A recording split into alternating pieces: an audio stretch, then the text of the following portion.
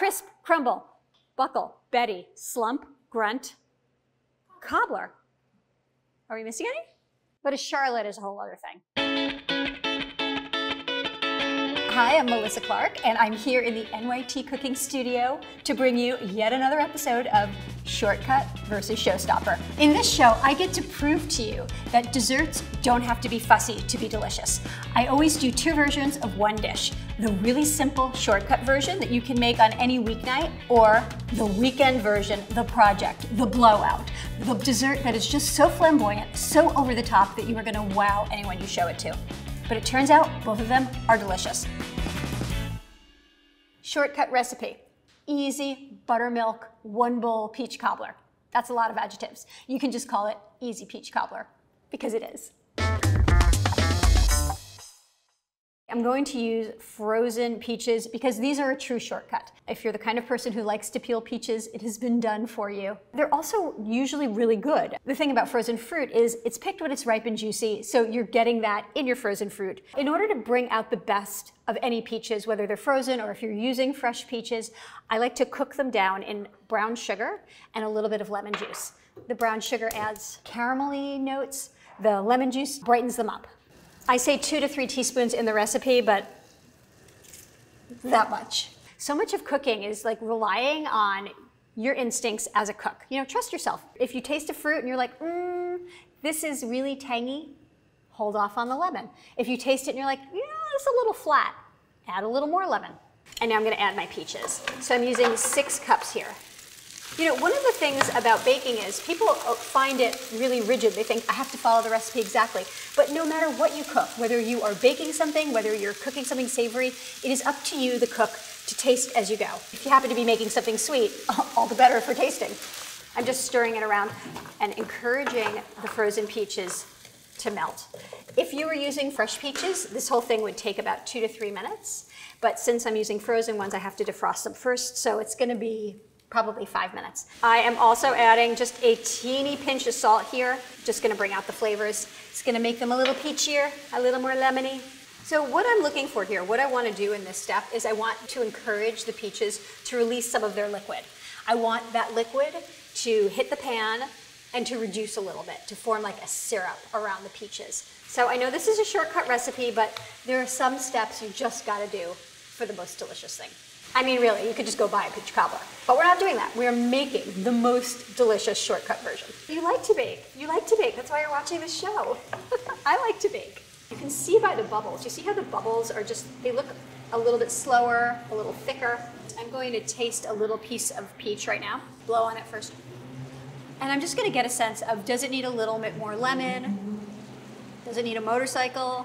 I just want to get a sense of the acidity of the fruit. Like, does it need a little more lemon to just make it bright and lively? It does. Again, that's the thing about frozen fruit. It often just needs like a little boost. And now I'm just going to put it right back into that same bowl. And I'm not going to spill it, and I'm not going to make a mess. Okay, I'm going to make a little bit of a mess, but not too bad. Do not wash out your skillet. All of that caramel loveliness is going to just go straight into the batter. It's going to be great. So just leave it as it is. I'm gonna melt the butter right in that same pan, and it's gonna pick up all of those little caramelly bits that are left. At this point, you have a choice. You can just use plain old melted butter, or you can just take another 2 minutes and you can brown the butter. You know, here at NYT Cooking, we love a brown butter. We just do.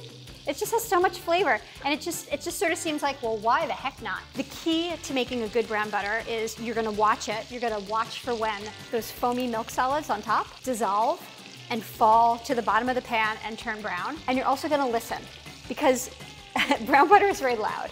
You hear that? When it quiets down, that means that all of the moisture, or most of the moisture, has cooked out of the butter, and your brown butter is pretty much ready. So it announces itself, or actually it goes quiet. And as a distractible person who's usually multitasking across the kitchen, it is helpful to have an oral, right? Yeah, yeah. But is that weird because it sounds like oral? Auditory, right? Is that better? Ooh, speaking of which. It's good to have a cue that you can hear. So you can see that all of the little bits on the bottom of the pan are nicely browned. They're like a dark, toasty hazelnut brown, and it smells really good. Oh, that's another thing. You're using your sense of smell because it smells like toasted nuts, and then you know it's ready.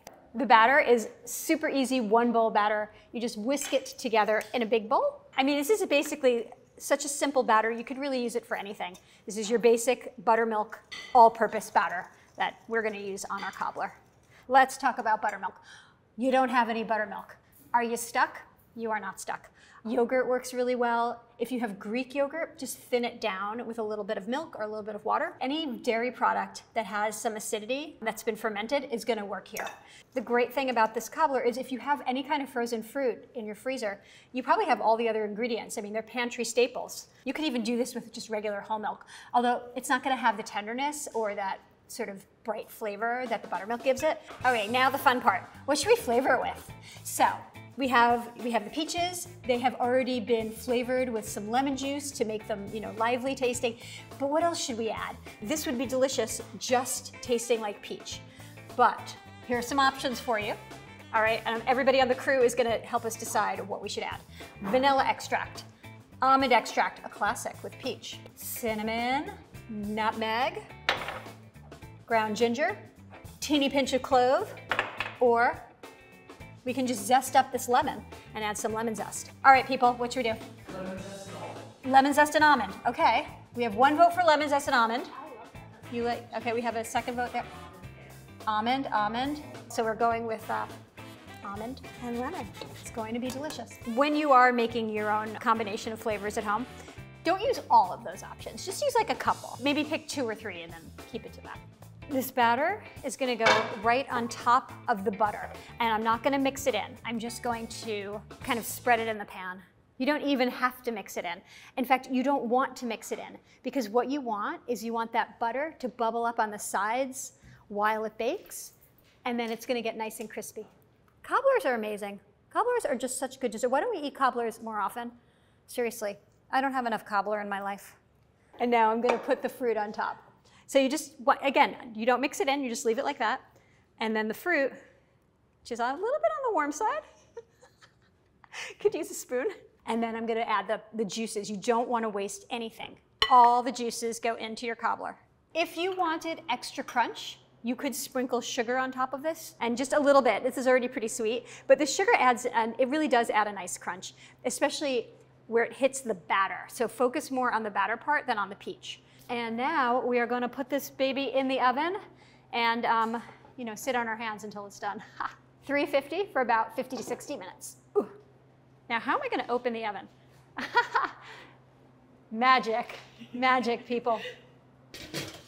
One important point here. So I used a heavy-duty nonstick skillet. You just want to make sure your skillet can go into the oven, into a 350-degree oven. So just check before you put it in. All right, let's check the cobbler. Ooh yeah, look at that. See how the juice, it's bubbling, it's gorgeously brown, I'm poking on it, it should feel firm, and it does. This is perfect. You can see that even in the center, it's brown. In a perfect world, you would serve this warm. You would take it out of the oven and serve it maybe 20 to 30 minutes after baking. It is still delicious anytime that same day. It is still delicious for breakfast tomorrow. While that cools, we'll do the showstopper, and then we'll get to try them side by side. An upside-down caramelized peach cobbler. It is outrageous. I mean, it's a tarte tatin, except with peaches instead of apples, and a biscuit crust instead of a pie crust. But it has all the same, candied, caramelized, just stunning vibes. It is a real showstopper. First step is we're gonna make our biscuits. This is not your laminated, crunchy biscuits. These biscuits are really soft. They're a little bit crunchy on the outside, just a little, but tender and cakey on the inside, which I think works really well with the caramelized peaches. And then we're gonna use a combination of baking powder and baking soda, which is classic for biscuits. I'm just gonna pulse it to mix it together. Okay, and now I'm gonna add my unsalted, cubed, cold butter. You want your butter cold. If you don't want to use a food processor or you don't have a food processor, you can absolutely do this by hand. And you just smush the butter into the flour mixture and it feels really good. I'm gonna pulse, and I'm going to pulse until the butter is broken down, not very far. Think lima beans. You want big chunks of butter, and those big chunks of butter will help the biscuits stay flaky. Okay, that's what we want. Yeah, so we have, this is, I would say, a combination of peas and lima beans. So I'm gonna add my sour cream. You can also use yogurt if you don't have sour cream. Greek yogurt is great, regular yogurt, but I need to use a dairy product that has acidity because this recipe has baking soda in it, and the acidity in your dairy reacts with the baking soda and it helps everything get nice and light.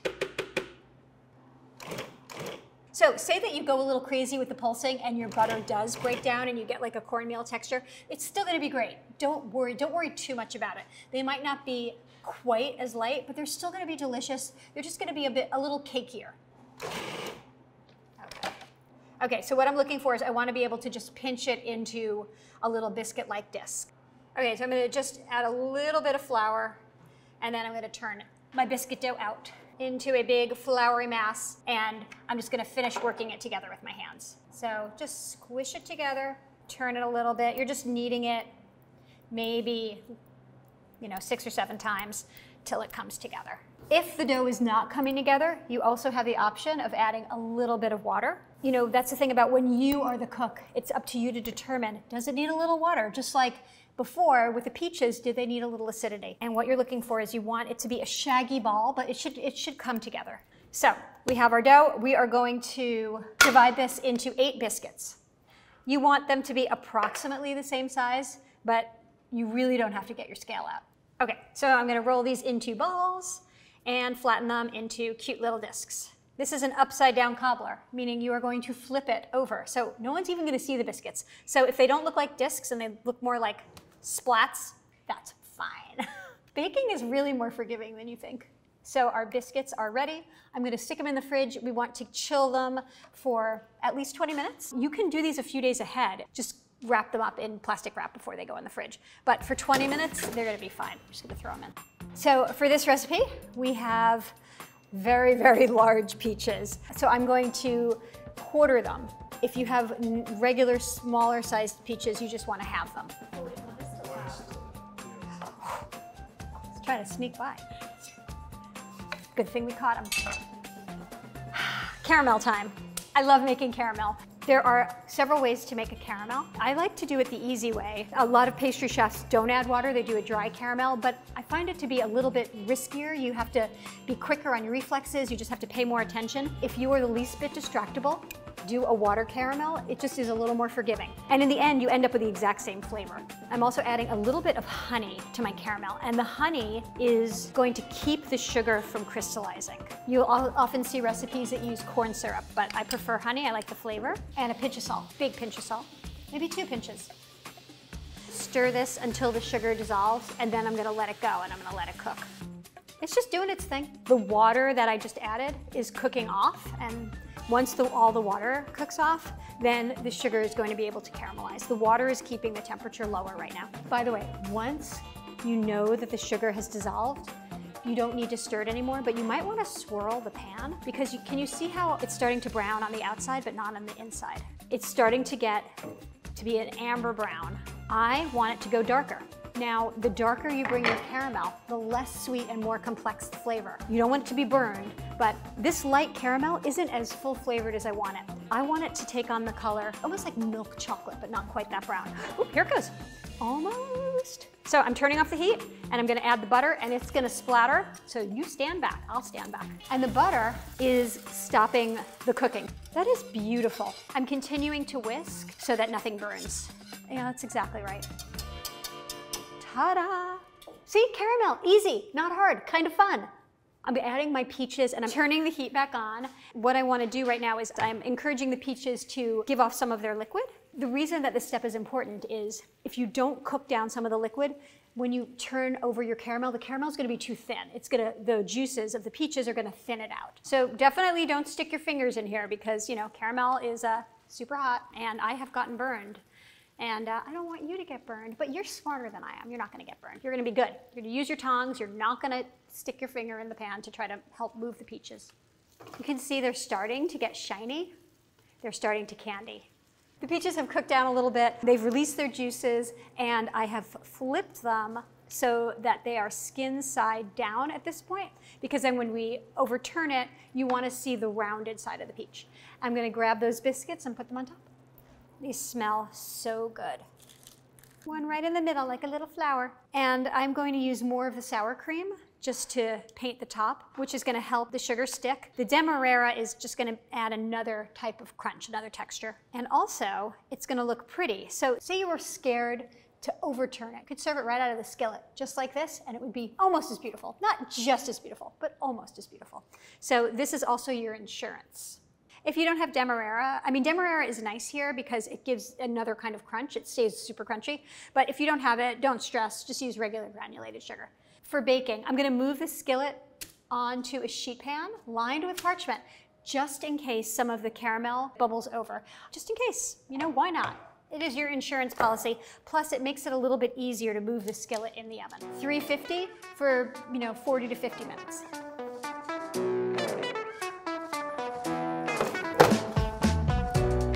So you know this is done when the biscuits look nice and golden brown. And now we're gonna flip it. I've let this sit for about 10-15 minutes just because you want the juices to thicken up a little bit and you don't want them to be burning hot. Don't let it sit for much longer than that because otherwise it'll start to stick to the pan. So just to make sure that nothing is sticking, I'm just doing this. This is like an insurance policy. I can see nothing is sticking, it's all good, but if I didn't do it, it would stick. But this is just what you gotta do. That's why it's a showstopper.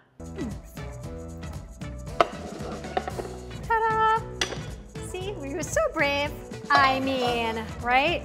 Does that look as pretty on camera as it does in my face? It's really pretty. That is beautiful. It is glossy. It is caramelized. This, my friends, is a show-stopping dessert. Now we get to eat it?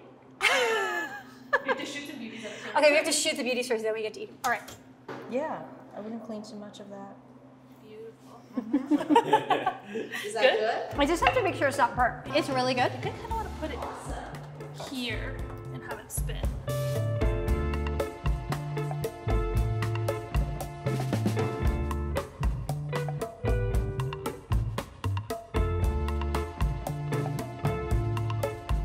So here we have our two beautiful peach cobblers. The Showstopper, the upside-down caramelized peach cobbler, and the shortcut, the classic one-bowl cakey peach cobbler. Which is better? I think they're both gonna be great, but let's try them and see. So for this one, you just wanna use a spoon. You don't need to cut it or take it out of the skillet. This is a serve from the skillet dessert. You wanna make sure though to get some of the crispy edges on the side. I mean, first of all of you who said lemon and almond, it's perfect. It's delicious. This is so good. It's so homey. It's like one of those hugs in a bowl kind of thing. The top is crunchy. It's got that sugary crust. The sides are buttery and extra crispy. The fruit is like jam. It is delicious. However, we cannot ignore this beauty. I'm gonna go right here.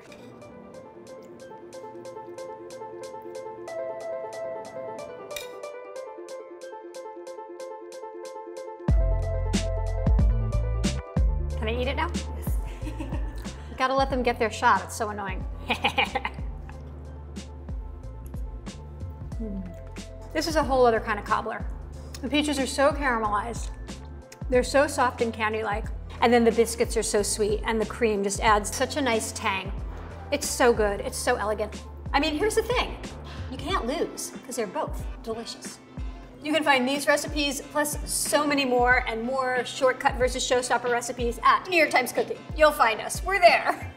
We have recipes for you. I feel like that's the moral of every baking show. It's all good.